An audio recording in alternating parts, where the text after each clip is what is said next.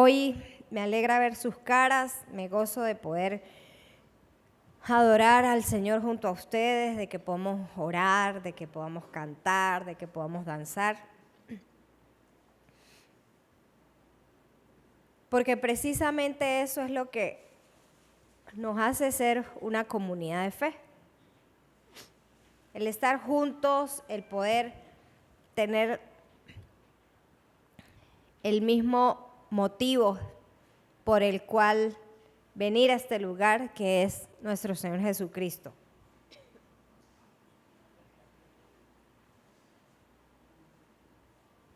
Hace algunos meses, por allá en el mes de marzo, cuando iniciamos con esta inquietud que yo les había dicho que tenía en mi corazón de reforzar el tema de la vida en comunidad, de la comunión de nosotros como familia de la fe, les hablaba de un término que la Biblia utiliza como iglesia.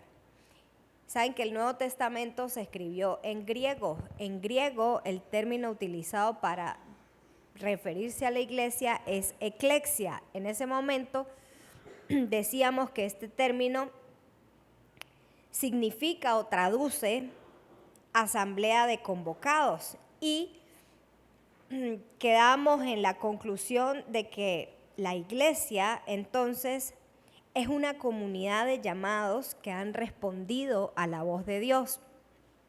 Amén. Y mencionamos también que la iglesia es el cuerpo de Cristo y que la iglesia está como la iglesia universal, que son todos los creyentes alrededor del mundo, y está la iglesia local, que es como nosotros, comunidades de fe más pequeñas que se agrupan en lugares específicos, por eso se llama iglesia local, pero cada iglesia local es parte de la iglesia universal. ¿Por qué traigo esto a memoria hoy? Y es que hoy quiero hablarle de la iglesia en las casas, pero es importante que nosotros tengamos conciencia o certeza de que la iglesia no es el edificio. Esto que ustedes ven aquí es simplemente un local, ¿sí? La iglesia, según lo que traduce la Escritura y lo que enseña la palabra del Señor, no son estructuras físicas, sino son personas. Amén. En 1 Corintios 12 dice que la iglesia es el cuerpo de Cristo. Y ese cuerpo obviamente está conformado por todos los creyentes que somos nosotros. Cada uno de nosotros somos un órgano, una parte de ese cuerpo. También en 1 Corintios 13, 16 y 17 y en 1 Pedro 2:5 dice que nosotros somos el templo del Espíritu Santo. Así que cuando nos referimos a templo, tampoco nos referimos a un local. La iglesia es donde habita el Espíritu de Dios. Usted y yo somos el templo donde habita el Espíritu de Dios.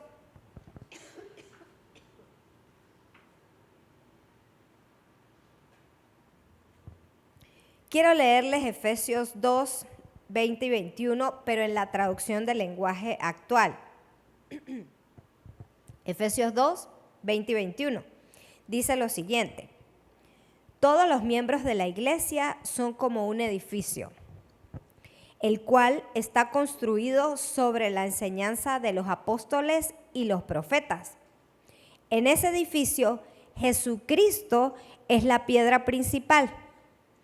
Es Él quien mantiene firme todo el edificio y quien lo hace crecer para que llegue a formar un templo dedicado al Señor. Amén. Entonces, la iglesia son las personas. El templo no es un lugar físico. El templo es espiritual y está conformado por el fundamento de Cristo y de su palabra, y nosotros somos parte de ese edificio. No estamos hablando de edificaciones de cemento y bloques. Estamos hablando de una edificación eterna y espiritual que va más allá de eso. La palabra de Dios es muy clara cuando habla de que la iglesia no es un edificio. Amén. El templo somos nosotros, no es el lugar. Entonces no es, ay, voy al templo o voy a la iglesia. La iglesia se va a congregar, entendemos. Nadie lo va a enjuiciar ni le va a decir, Andreina, no vuelva a decir eso, está pecando. Porque nuestra jerga nos hace decir, ay, no, hoy voy para la iglesia. Cuando la verdad es que usted es la iglesia y yo soy la iglesia. Y juntos, reunidos, entonces hacemos lo que significa eclesia. Un grupo de gente que el Espíritu de Dios convocó, que Dios llamó y que se reúne en torno a Dios. Amén. Aunque lo usamos de esa manera, por eso quería hacer esta aclaratoria, para que nosotros tengamos el total entendimiento de que cuando hablamos de iglesias o de la iglesia no estamos hablando de un templo o de un lugar, sino que el lugar solo es el espacio físico donde se reúne la iglesia. Amén. Así que la iglesia se puede reunir donde Dios quiera que se reúna. ¿Estamos claros hasta aquí? Entonces ahora sí vamos a hablar un poco más del tema que hoy queremos reforzar en medio de nosotros. En los evangelios se nos muestra de una manera maravillosa la vida de Jesucristo. ¿Sí o no? Muy bien. Su ministerio, cómo Él lo desarrolló y lo singular que fue su ministerio. Porque si bien sabemos que Jesús era un maestro, era muy diferente a los maestros de la época. Jesús se salió de la norma en casi todo lo que hacía. Él no solo desarrolló su ministerio dentro del templo de los judíos, sino que Él lo desarrolló fuera del templo. Y Él no era como los maestros de aquella época que solamente enseñaban dentro de la sinagoga y tenían esto como parte de su vida, sino que Él hizo de el propósito para el cual vino a la tierra el todo y aprovechó los 33 años que estuvo aquí para demostrar que Él era Dios y para dar a conocer al Padre. Ese fue su principal objetivo mientras predicaba y, por supuesto, después terminar haciendo esta obra de gracia y de perdón en medio de nosotros y de redención a través de su muerte y de su resurrección. Amén. Jesús fue muy singular. Él fue muy diferente y cuando nosotros vemos los evangelios entendemos que Él vivió rompiendo quizás el molde o la estructura que había para un maestro en ese momento. En la época Él fue único y hasta ahora creo que Él sigue siendo único e inigualable. Amén. Nuestro amado Señor Jesús no se conformó con ser como los de la cultura judía, sino que Él tocaba a los leprosos, que se suponía que los maestros y toda la gente no la podía tocar y tenían que estar fuera de la ciudad porque eran guácala. Él hablaba con mujeres de mala reputación cuando ellos no podían hablar con las mujeres prácticamente. Él comía con gente que nadie hubiera querido comer, con pecadores y cobradores de impuestos, con los que eran enemigos de su propio pueblo. Él, en vez de usar caballos siendo un rey, usaba un burro. Él hacía todo distinto. Y no era porque él quería romper la ley, porque dice que él la cumplió perfectamente, la palabra, sino porque él estaba mostrando realmente el corazón de Dios, y él lo que no seguía eran las costumbres humanas. Él estuvo con un montón, 12 específicamente al principio, de hombres imperfectos, que si un maestro hubiera querido escoger un grupo de discípulos para formarlos, hubiera escogido al de la familia tal, al que era bastante intelectual, al que había estudiado con fulanito y así. Él no.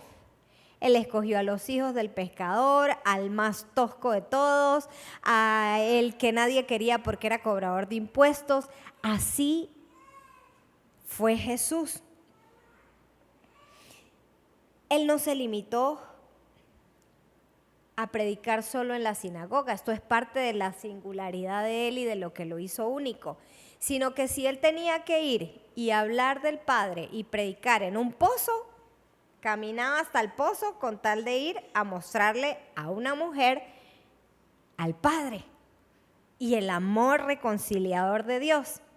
Jesús no se limitaba solamente a enseñar en la sinagoga, sino que él se iba por los caminos y mientras iba por los caminos enseñaba a las personas que caminaban con él. Él iba de ciudad en ciudad, él enseñaba en la orilla del mar, enseñaba montado en una barca, enseñaba. Usted ha leído los evangelios, usted sabe que el Señor Jesús, donde hubiera la oportunidad, enseñaba, porque no se trataba de un lugar, se trataba de que Dios estaba donde él abriera su boca y predicara del Padre. No había un lugar exclusivo, pero sí hubo algo que usted y yo sabemos, los que han leído las Escrituras, que fue muy, digamos, relacional del ministerio de Jesús. Y es que a Jesús le gustaba ir a las casas de la gente. ¿Qué es o cuál es el lugar más íntimo de una familia? El más de uno. La casa. Bueno, dentro de la casa es la habitación, pero de una familia. Es el hogar, es la casa. Jesús quería que la gente supiera que él era accesible y él se sentaba a la mesa con ellos. Y fíjese que la palabra no menciona detalles de que si él, ay no, esa casa era fea o ahí no le hacían esto, entonces él se iba. La Biblia no muestra detalles de si la estructura era la casa grande o pequeña o cómo. Si los muestra es para otro fin. Jesús no estaba pendiente de cómo era la estructura de esa casa, ni de si la familia de esa casa era rica o pobre, porque él fue a casa de ricos, pero también se sentó a comer en casa de gente humilde.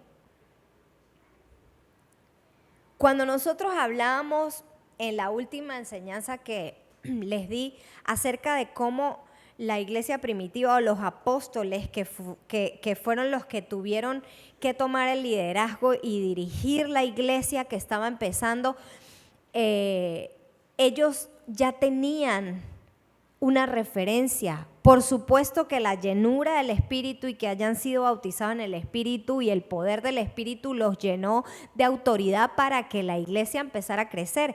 Pero ese día hablábamos de cómo Jesús fue el referente. Ellos habían pasado 3 años viviendo con él y viendo cómo se vivía en comunidad.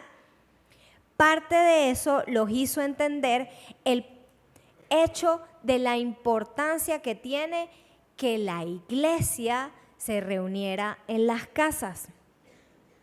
Jesús era un hombre que le gustaba ir a las casas. Amén. Las casas fueron su forma de mostrar la cercanía de su ministerio con las personas. Según los evangelios, Las casas se convirtieron en un espacio donde nuestro amado Jesús derramó amor, derramó sanidad, derramó perdón, derramó sabiduría, derramó salvación. Las casas se convirtieron en espacios donde el Señor Jesucristo hablaba todo lo que el Padre le había dado para hablar y donde Él le mostraba a las personas al Padre y donde Él se glorificaba. Amén. Podemos ver, por ejemplo, les voy a dar solo el capítulo, no voy a dar todas las citas, ustedes han leído todo lo que voy a mencionar ahorita. Marcos 2 o Mateo 9 da la referencia de donde Jesús predicando en una casa que estaba full de gente, unos amigos vinieron, no pudieron entrar, ustedes conocen la historia, y tuvieron que romper el techo, bajar a su amigo para que Jesús, paralítico, para que Jesús pudiera verlo y orar por él y lo sanara. Eso ocurrió en una casa que estaba full de gente escuchando a Jesús predicar. Gente se reunió en torno de Jesús en una casa que parecía pequeña, pero no le dijeron, ay no Señor, no vengas para acá porque mi casa es muy chiquita. No importa, si se llena y si hay que estar parados, estamos parados. Si se llena hasta afuera, pero ven Señor, entra en mi casa, predica en mi casa, muéstrate en mi casa. Y en esa oportunidad, en esa casa, el Señor Jesús no solo habló del Padre, sino que mostró su misericordia, su amor, sanó al paralítico, pero no solo lo sanó, sino que le dijo que era salvo. Amén. Hubo perdón en ese lugar y hubo sanidad. En Lucas 4 o Mateo 8 relata la visita a la casa de Pedro. Pedro era uno de sus discípulos, muy cercano a Jesús. Y el Señor Jesús, pues como era su amigo, ay, vamos para su casa, Pedro. Y llegó allá y la suegra de Pedro estaba enferma. Dice la palabra que tenía fiebre. El Señor Jesús oró por ella, la fiebre se fue y ella se levantó y le servía. Cuando la gente escuchó que él estaba ahí, de paso que había sanado de la fiebre a la suegra de Pedro, empezaron a traerle, dice la escritura en esos pasajes, a traerle enfermos y a traerle endemoniados. Y en la noche él empezó a orar desde ese lugar, desde la casa de Pedro, por esos enfermos y por esos endemoniados. En esa casa, esa noche, la presencia de Jesús hizo que hubieran sanidades, que hubieran liberaciones y que el nombre del Padre fuera glorificado. Amén. En Mateo 9, Mateo 9 tiene una continuidad de varios milagros de Cristo, unos en la vía, en el camino, otros en las casas. Jesús en la casa de Mateo se sentó a comer con aquellos con los que nadie hubiera querido comer. Él llama a Mateo, que era el cobrador de impuestos, va a su casa y se reúnen en casa de Mateo publicanos y pecadores, dice la palabra. Pero allí Jesús se sentó a la mesa con ellos para mostrarles que Dios era accesible. Amén. En la casa de aquel que hasta el momento o por el momento, porque apenas había sido llamado, no era como muy, no, es que no me convence ir para esa casa, porque es que ese es como pecador, no da testimonio, es de nosotros, pero es el peor de los judíos. Pero a Jesús le plació ir a esa casa y allí ganar el corazón de pecadores y publicanos, mostrando así misericordia y un camino hacia la salvación. En el mismo Mateo 9, Jesús entra a la casa del principal de la sinagoga, que su hija había muerto. Y él dice, tranquilos, le dice a los que estaban ahí llorando, los que estaban tocando flauta, la niña solo está dormida. Y entró, oró y la niña se levantó. otra casa donde Jesús entra a mostrar el poder de Dios. Amén. En Lucas 7, estando el Señor en la casa de un fariseo, ocurrió una de las historias de adoración más maravillosas y que dijo el Señor: esto quedará escrito y a ella la van a recordar por siempre. ¿Usted sabe cuál es? Ay, pero ¿por qué están callados? Ni que yo le fuera a poner 01. Ajá, exactamente. Él entró a la casa de ese hombre que tampoco tenía buena reputación y tal vez él ni siquiera lo invitó por bueno. Porque de hecho cuando ella entró al lugar, ellos en su mente cavilaban: si él supiera quién es ella.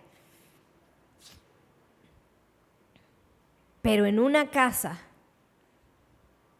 donde ninguno se esperaba que iba a entrar una pecadora como esa mujer, entró una pecadora.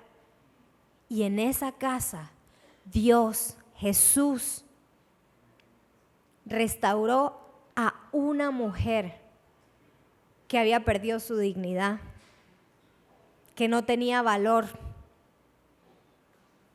Él le mostró amor, le mostró misericordia, le mostró gracia, le devolvió la dignidad y el valor y salvó su alma.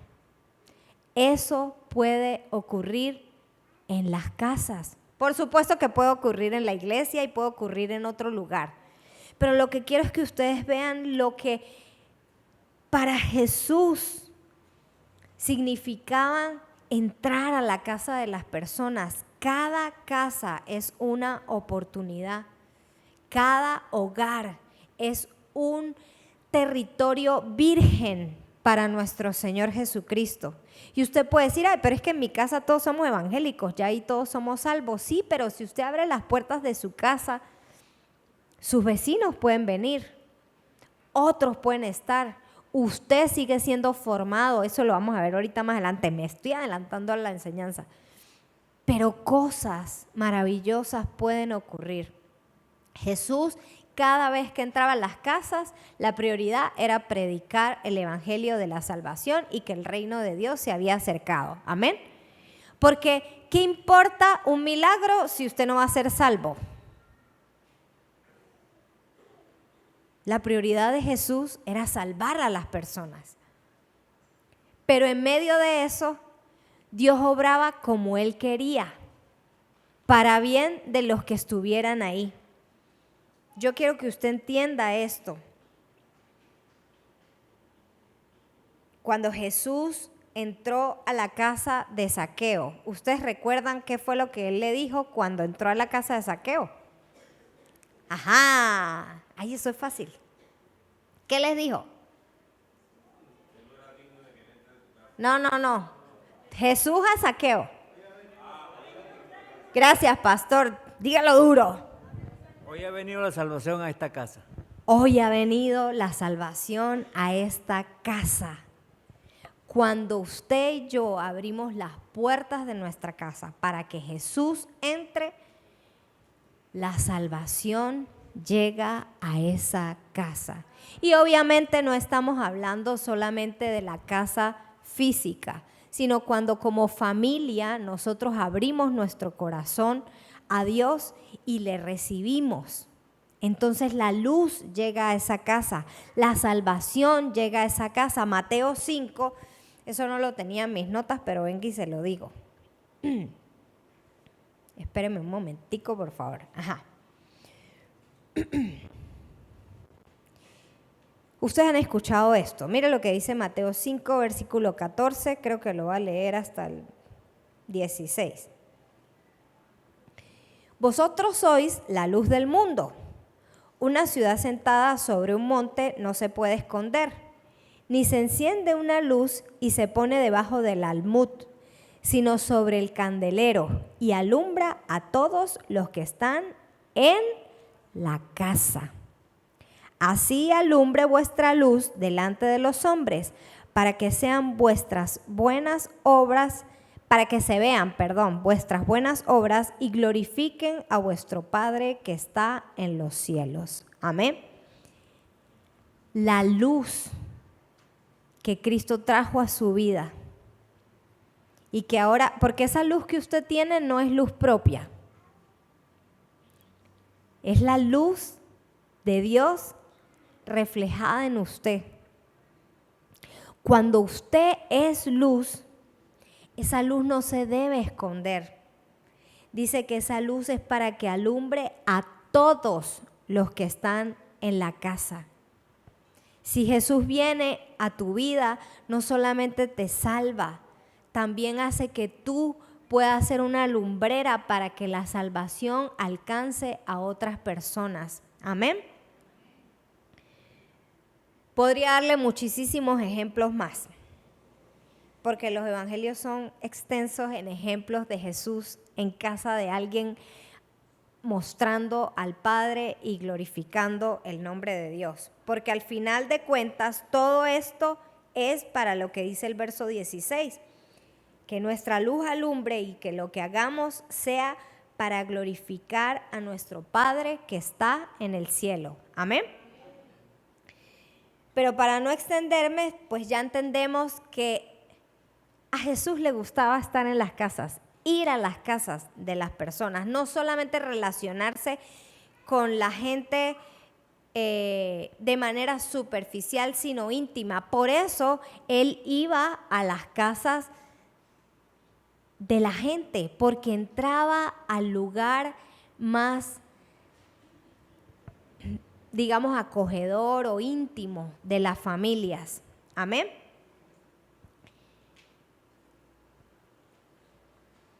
No sé si he ido a la casa de todos. De verdad que no estoy segura. Todavía, y eso, bueno, se salvan porque están recién mudados. No conozco la casa de Just Lady y Fer.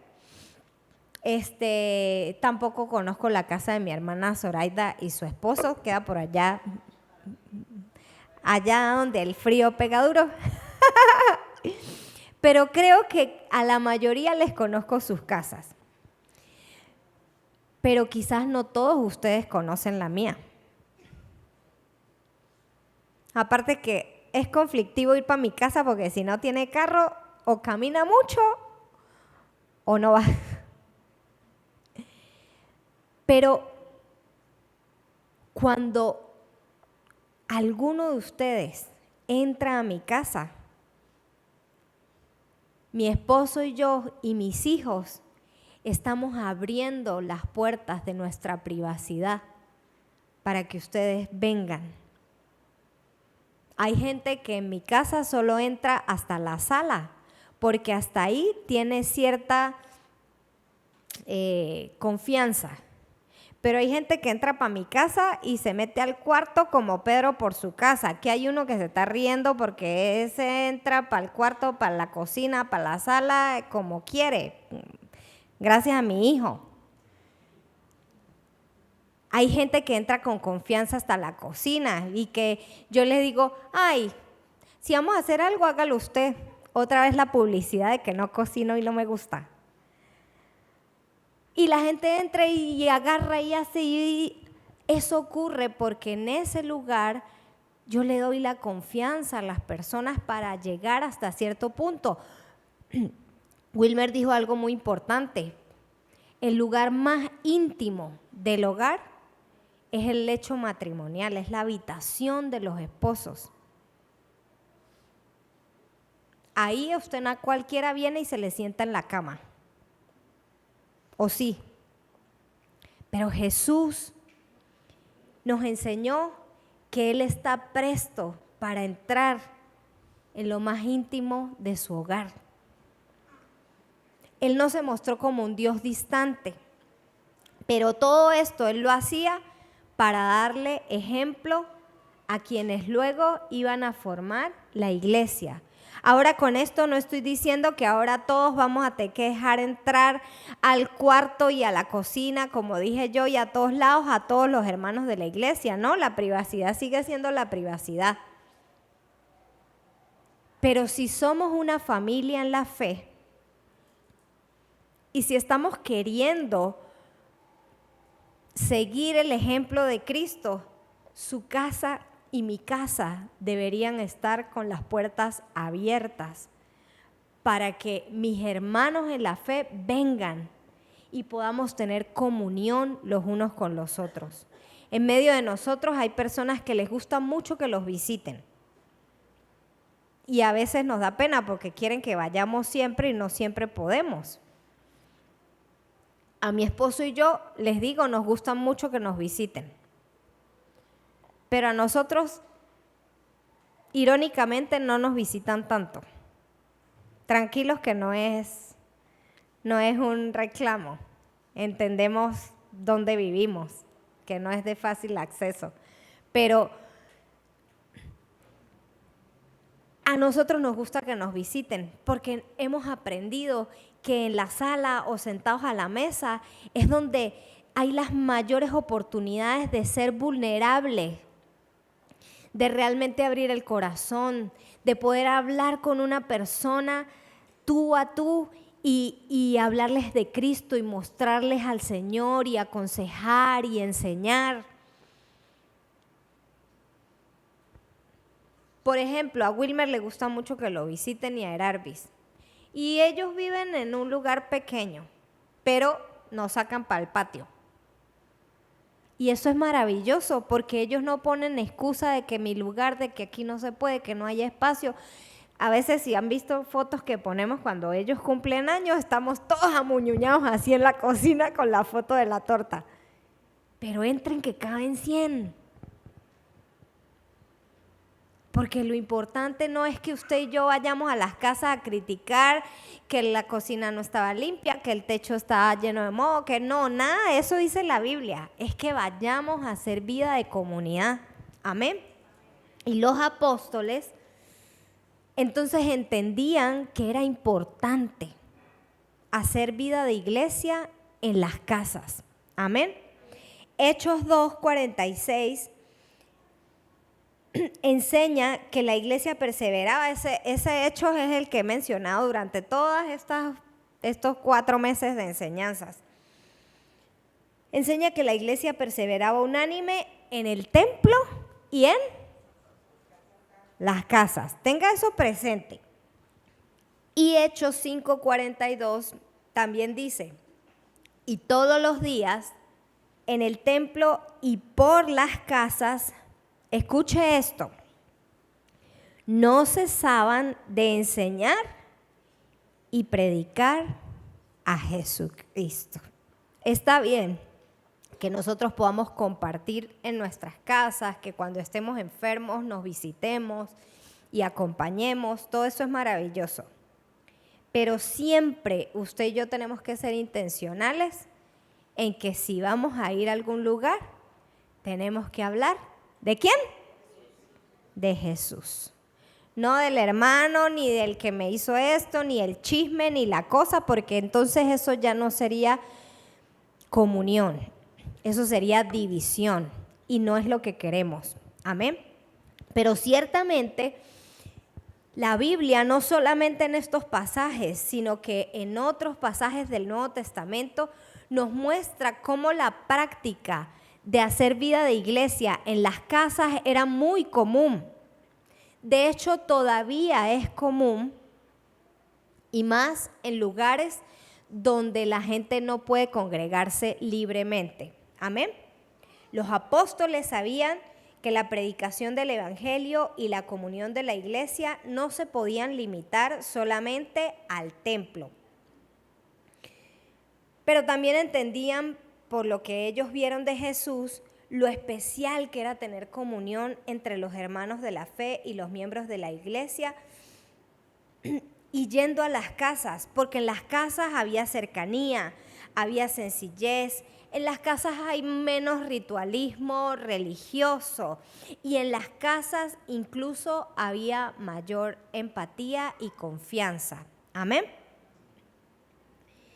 En la iglesia primitiva, a medida que los creyentes necesitaron crecer, preste mucha atención porque tiene que ver con el versículo que acabamos de leer de Hechos 5:42. Se convirtieron 3,000, después 5,000. Eso fue una locura. Muchísima gente convirtiéndose después del Pentecostés.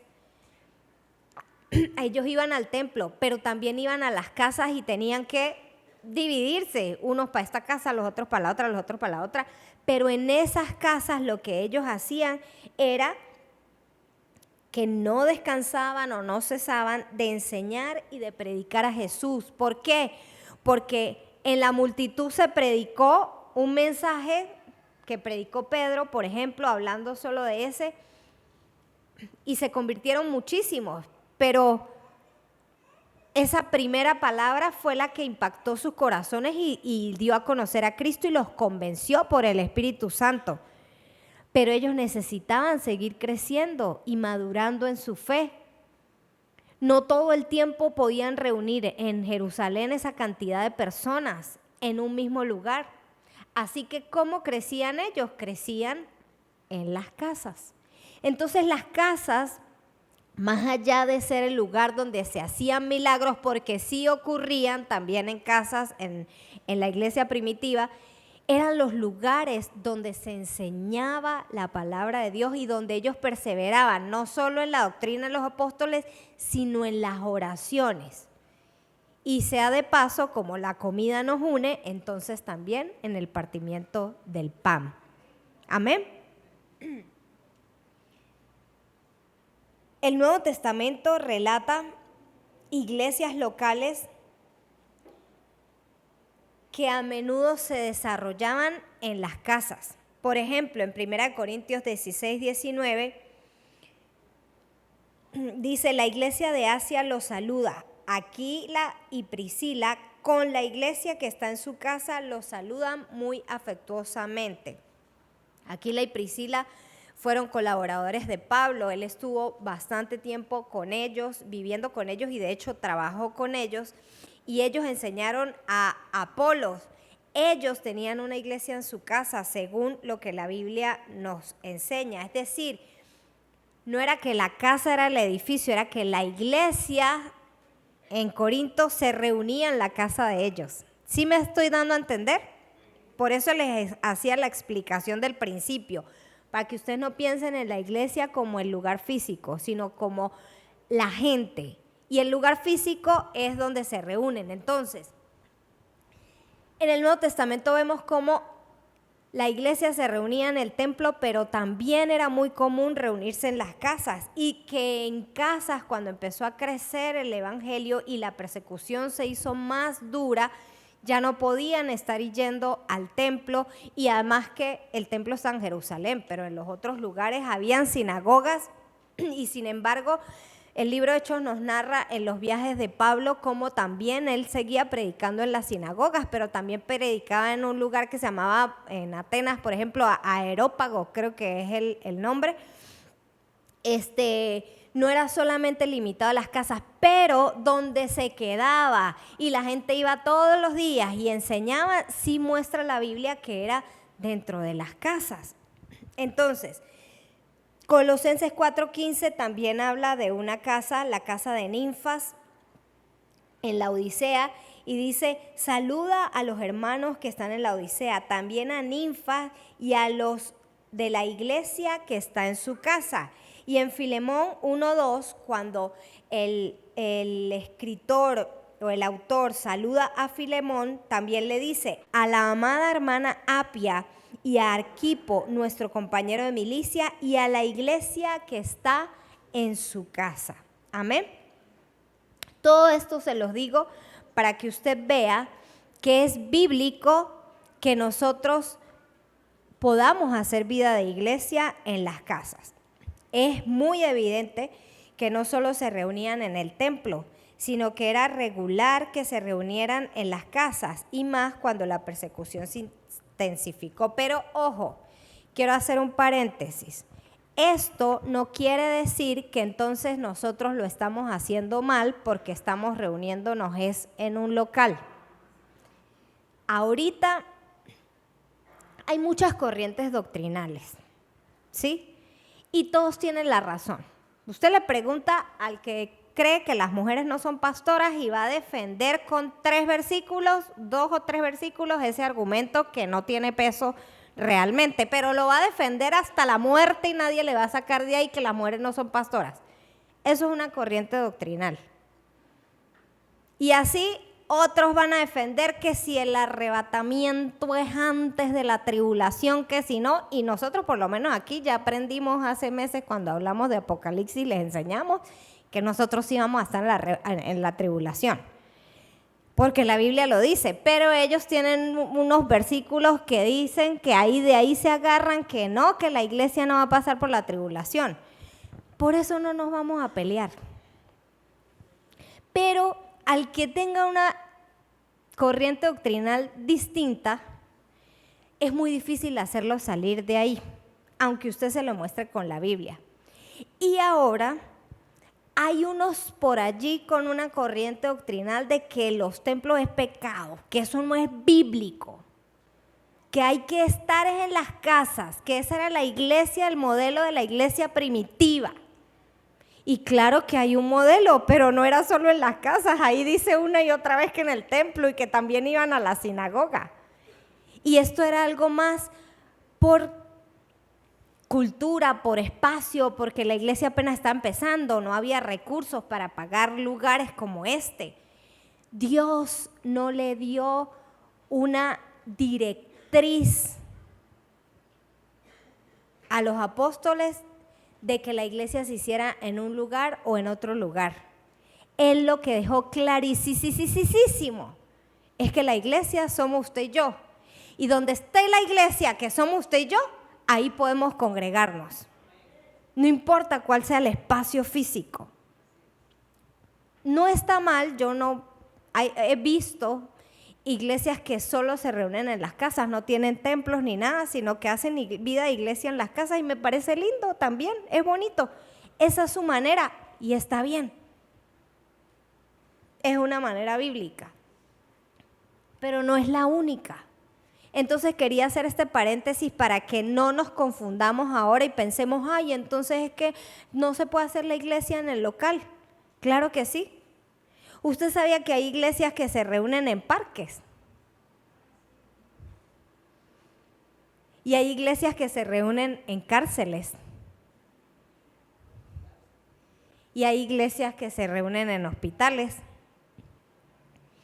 Y hay iglesias que se reúnen en el garaje de una casa o en la sala de una casa. Y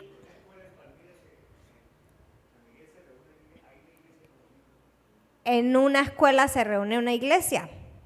Nosotros tenemos un amigo en Medellín, pastor, que ellos también tenían en un saloncito de un colegio que les prestaban los domingos, ahí se reunía la iglesia.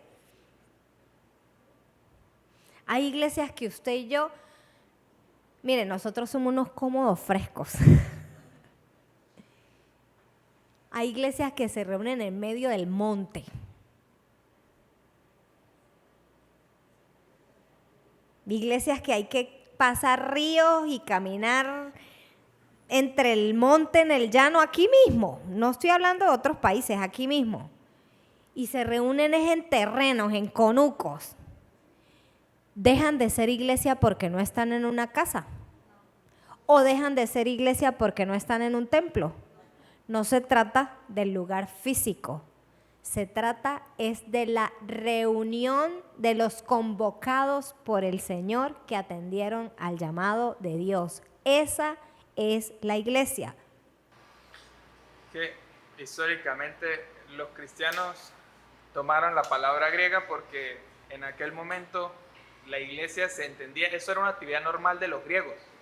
Era una práctica común donde todo el pueblo de un lugar, vamos a decir San Cristóbal, claro, San Cristóbal es una ciudad muy grande, pero hablando en aquella época, ciudades más pequeñas, había un punto central donde una vez cada cierto tiempo se congregaba todo el lugar para tomar decisiones de índole, bien sea político, social, como definir ciertas reglas, Entonces, pasa es que nosotros aprendimos a usar la palabra iglesia y que con el tiempo se formó de que iglesia es el sitio donde se reúne la gente.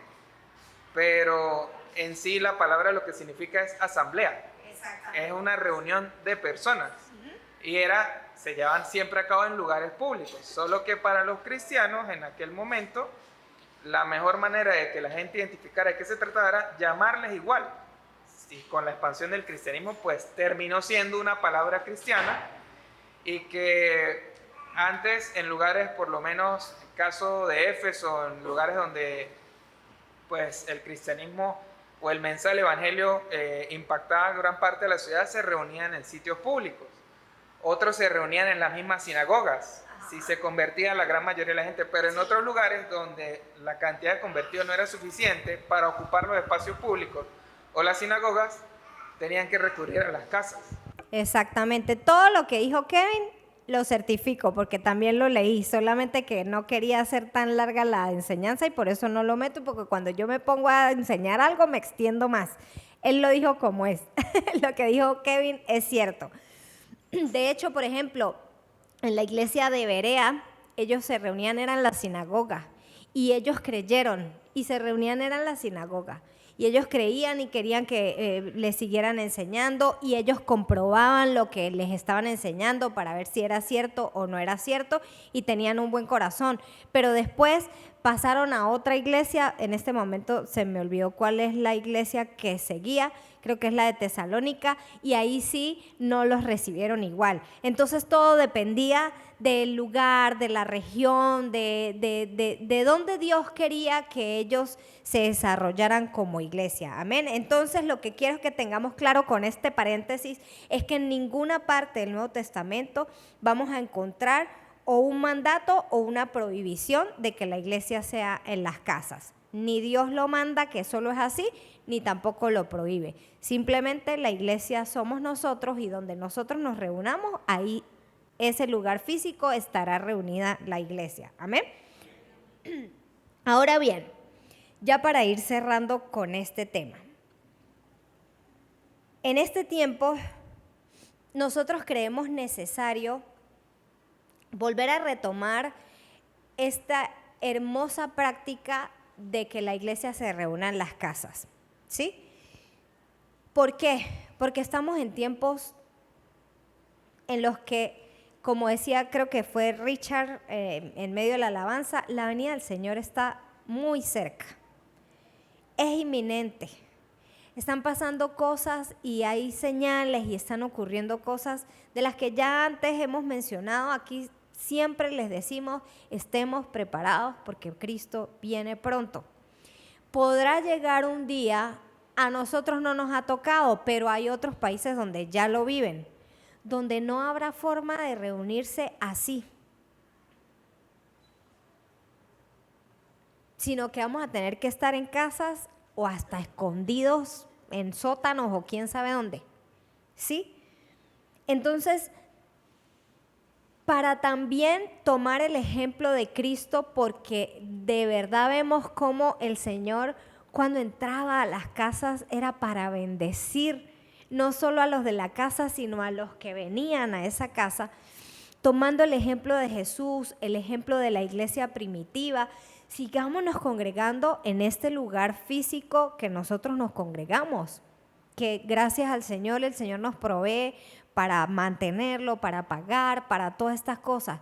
Pero también tenemos el anhelo y la intención puesta por Dios desde hace mucho tiempo, solo que no habíamos dado el paso de retomar los hogares de luz y salvación, pero desde una perspectiva diferente a lo que lo hacíamos antes. Antes los hogares de luz y salvación eran quizá netamente para evangelizar el sector o ganar almas, y se quedaba ahí, eran casas fijas. En este tiempo hemos orado, y lo que el Señor ha colocado en nuestros corazones y a lo que nos ha guiado es que volvamos a retomar los hogares de luz y salvación, pero para esto que hablaba Hechos 5, para que la iglesia siga creciendo en madurez, en conocimiento de la palabra, y seamos enseñados por la palabra de Dios en las casas, y allí oremos juntos y allá compartamos un pancito, un chocolatico, un cafecito, una galletica, sencillo. Pero la idea es que nosotros, porque aquí no hay cultos entre semana, el único culto que nosotros tenemos central es el del domingo. Antes era los jueves, por cuestiones país, ¿cómo se llama? Guarimbas, que el transporte ya no funcionó más de noche, no sé qué, tantas cosas. Eso no volvimos a reunirnos a hacer un culto entre semana. Sí tenemos nuestro estudio bíblico, tenemos nuestro ayuno, las diferentes reuniones de los adolescentes, las mujeres una vez al mes y los ensayos que son todos los sábados, pero sentimos que hay una necesidad en nosotros de seguir creciendo como comunidad de fe y poder vivir lo que vivía la iglesia primitiva, de que estábamos juntos y compartíamos todas las cosas y teníamos comunión, pero que las casas sean parte de eso. Vimos por la palabra de Dios que le importaba a Jesús y que los apóstoles también le dieron la misma importancia. Y si esto está allí, no debe ser casualidad. Yo creo en el Señor que nosotros también debemos aprender o fortalecer, mejor dicho, porque no es que no lo sepamos ni que éramos ignorantes de eso. Debemos fortalecer el hecho de hacer iglesia en las casas. Entonces así seremos más bíblicos aún. En el lugar físico, porque cuando aquí habla del templo, sí habla del lugar del templo de los judíos. Y en las casas. Entonces, como ustedes ya saben, la semana pasada se anunció, nosotros vamos a comenzar a hacer hogares de luz y salvación una vez al mes este año. Solo una vez al mes. Y vamos a reunirnos como iglesia y eso va a ser un culto de la iglesia, donde todos nosotros debemos asistir. Si queremos invitar a una persona, por ejemplo, es en la casa de Richard y Marbella, en el apartamento, un día, y ellos quieren invitar a sus vecinos, por supuesto, invítenlos, pero esa reunión es para nosotros, aunque ellos también pueden ir, porque la Biblia dice que la iglesia se reunía, pero que Dios iba agregando personas a esas reuniones, porque los que estaban alrededor o los de la familia también escuchaban y se convertían por el poder de la palabra. Amén. Y entonces, mientras estudiemos la palabra, pasemos tiempo juntos y oremos, vamos a ver cómo Dios va a ir libertando corazones, cómo Dios va a ir transformando vidas, cómo Dios va a ir obrando milagros, cómo Dios va a ir trayendo sanidades y vamos a ver al Señor obrar. Pero necesitamos hacernos parte de esto que Dios nos está llamando a volver a hacer. Amén. Todos nosotros deberíamos tener un corazón dispuesto para ser anfitriones, pero también para ir como invitados. Amén. Ya los anfitriones de este año están con todas las personas que levantaron su mano la semana pasada y otras que hablaron en privado con nosotros. Los de este año ya están. Pero la idea es que así como, por ejemplo, el tiempo para bendecir se le da a todos, que también los hogares de luz y salvación vayan a la casa de todos.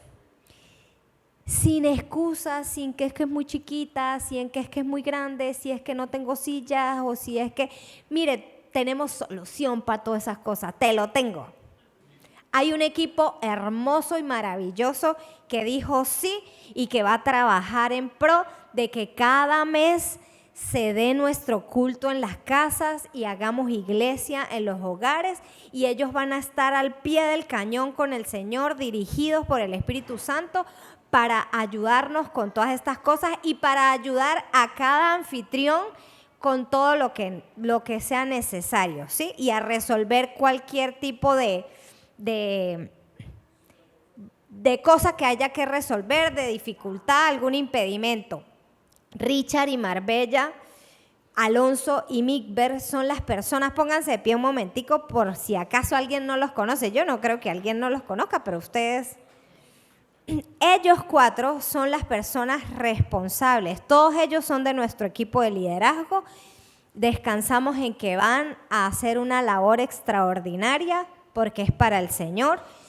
Ellos van a ser los garantes de que los hogares de luz y salvación se den cada mes. Y ellos van a ser las personas que van a estar ahí con ustedes para coordinar todo. Ellos son los que se van a encargar de quién va a predicar, quién va a cantar, todo eso ellos se van a encargar. Ustedes lo que tienen que hacer es abrir las puertas de su casa y decirle a Jesús y al cuerpo de Cristo, bienvenidos. Amén.